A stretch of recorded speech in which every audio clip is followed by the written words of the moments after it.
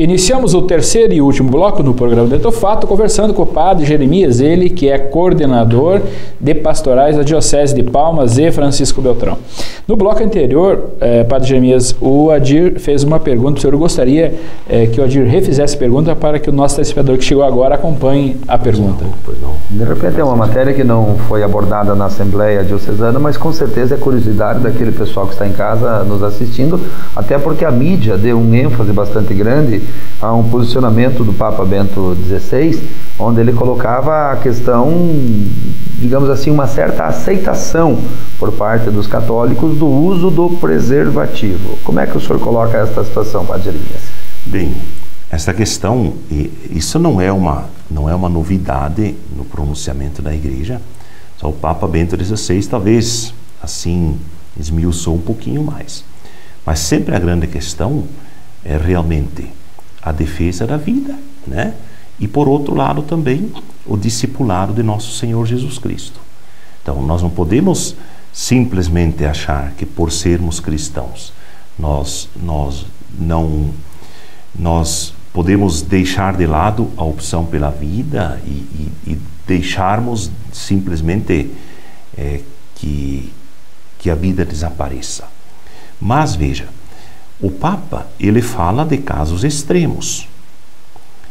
Então, assim, se eu tenho o vírus HIV, eu não tenho o direito, em hipótese nenhuma, de transmitir esse vírus para uma outra pessoa. Nesse caso, o Papa abre essa possibilidade. Preservar a vida do outro. A vida do outro. Ou seja, ninguém tem o direito de tirar a vida do outro. Exatamente. Ninguém tem esse direito. E isso é normal. Agora, sempre tem que se dizer também que também, né, existe a questão do entendimento da sexualidade, assim por diante. O simples sexo por prazer, que é sempre a questão muito debatida, né? Então aí o Santo Padre, é claro que ele vai dizer claramente, né? Veja, são casos extremos. Mas dá para a gente sentir que é uma certa linha um pouco mais moderna da Igreja, que até então vinha se mantendo sempre bastante conservadora. Bom, mas talvez isso não tivesse sido tão explicado quanto ele o fez, né? Esses casos já estavam previstos de certa forma, né?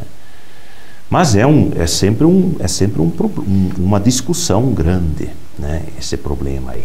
Mas, padre, conta pra gente aqui, na Assembleia foi discutido, por exemplo, a gente tem visto aí algumas estratégias de promover o catolicismo através de música, showmício. Como faz alguns padres da Igreja Católica? É uma boa estratégia para pregar o Evangelho? Bom, nós não podemos negar, vamos dizer, o carisma do padre Marcelo Rossi, o carisma do padre Fábio de Mello, ou mesmo o paranaense Reginaldo Manzotti, né? Como tantos outros. Mas veja, nós temos que sempre priorizar mais não o show. O show, ele é muito bonito, reúne muita gente, né? É muito momento. O pessoal bate palmas, fica faceiro, olha quanto a igreja cresce, quanto o catolicismo é bonito. Mas aqui na base, aqui nas nossas paróquias, nas nossas comunidades, e isso sim é tema da Assembleia, nós temos que qualificar mais o trabalho evangelizador. Trabalhar e qualificar mais os nossos catequistas pela formação na catequese, qualificar mais os padres pelo preparo, né, para as homilias, para a evangelização nas paróquias, qualificar mais os ministros e qualificar mais os cristãos, os católicos, né, por um acesso maior à palavra de Deus. Digo isso porque aqui na nossa diocese, o trabalho, por exemplo, que está sendo iniciado com a pastoral familiar, que é justamente uma tentativa de reaproximação das famílias da palavra de Deus, que é a base, né? Fazer com que o casal, a família, pegue realmente a Sagrada Escritura e leia, e faça dessa Sagrada Escritura, dessa Palavra de Deus, fonte da sua espiritualidade. É esse o grande desafio.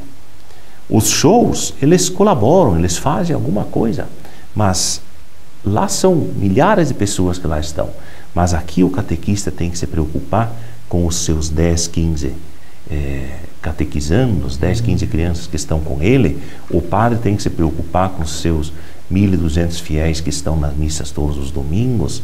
Eles têm direito de ser evangelizados. Agora, Padre Jeremias, me parece que de repente algumas igrejas evangélicas usam muito e partem muito para esse lado, para tornar ali os fiéis adeptos e cada vez mais fiéis às suas igrejas.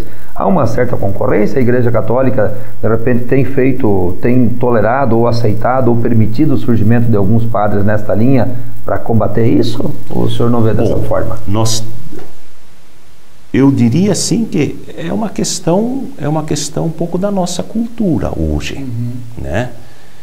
Então, é claro que dentro da igreja existem alguns movimentos mais adeptos, né, dessa linha mais emocional, vamos dizer assim. Movimentos carismáticos estaria mais ligado a essa... Sim, isso é fato, né? A renovação carismática católica, ela está bastante ligada a esse movimento, né? Agora, por outro lado, nós temos outros movimentos, mas também temos outras pastorais que vão surgindo. Por exemplo, ninguém fala, ninguém percebe, mas é um trabalho que aqui na nossa região está começando a aparecer. Por exemplo, que é o trabalho da pastoral da AIDS, que é um trabalho de fronteira.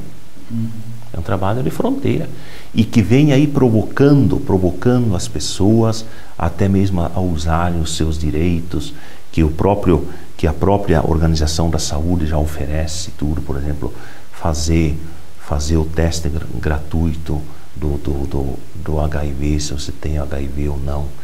Isso é um direito das pessoas. Evangelização é isso também, ao mesmo tempo que vai conscientizando a respeito da vida, vai conscientizando a respeito da evangelização, vai conscientizando a respeito também... Isso é o lado social e de cidadania da igreja, né? Mas exatamente, mas as duas coisas não se separam. Senão não anda, né? Senão não anda. Eu tenho que ser cidadão, cristão, católico, né? A igreja, digamos, é o outro lado, quer dizer, é além do espiritual. A parte da igreja católica, além do espiritual. Mas essa sua observação, ela é também um problema filosófico, que vem da filosofia grega, que tem muito essa separação corpo e alma. Uma antropologia cristã mostra mais claramente que o homem, ele é porque ele é alma e espírito. Separe o corpo do espírito, o que dá? Ou o espírito do corpo, o que ele vira? Então, é esse conjunto, né? Na antropologia a gente estuda muito isso, esse conjunto do ser humano que precisa ser cada vez mais trabalhado.